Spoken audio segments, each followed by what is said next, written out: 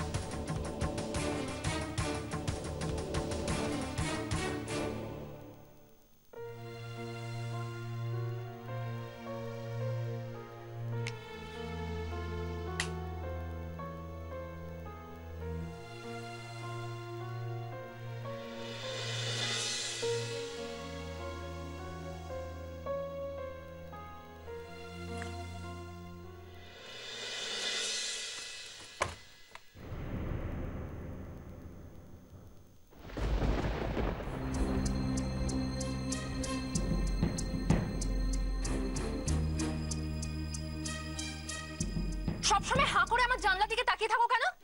লজ্জা করে না তোমার? এই মহারানী, প্রবলেমটা কি তোমার? হ্যাঁ, কি আজে বাজে কথা বলছো? আজে বাজে কথা আমি বলছি না অর্জুন। সকাল সকাল তোমার মুখটা দেখতে না বিরক্ত লাগে আমার। ও তাই? তাহলে দেখো না। না মানে বলছি, আমি আমার বারান্দায় দাঁড়িয়ে আছি আর তুমি তোমার বাড়ির জানলায়। আমি তো তোমায় জোর করে আমার দিকে তাকাতে বলিনি। আমার না তোমার দিকে তাকাতে বই গেছে। তাই বুঝি? তাহলে একটা কথা বলো মহারানী, তোমার যদি সত্যি বই গিয়ে থাকে এদিকে তাকাতে, তাহলে তুমি জানলে কি করে যে আমি আমার বারান্দায় দাঁড়িয়ে রয়েছি?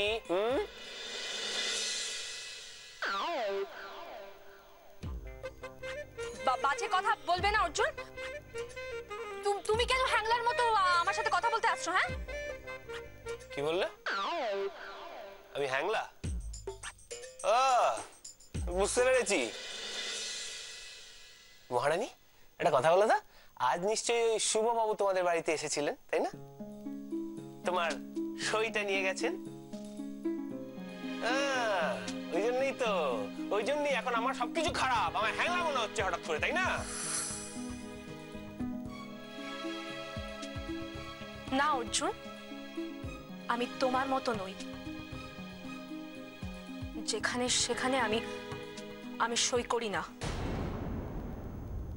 আর আর তুমি ভাবলে কি করে, হ্যাঁ, যে তুমি যে কাগজে সই করবে সেই কাগজটা আমি ছুঁয়েও দেখবো? তার মানে মহারানী সই করেনি? কিন্তু কেন? তাহলে কি শেষ পর্যন্ত ডিভোর্সটা? দোষ এসব নিয়ে আবার আমি কেন ভাবছি? ও সই করলো কি না করলো তাতে আমার কি এসে যায়? অর্জুন,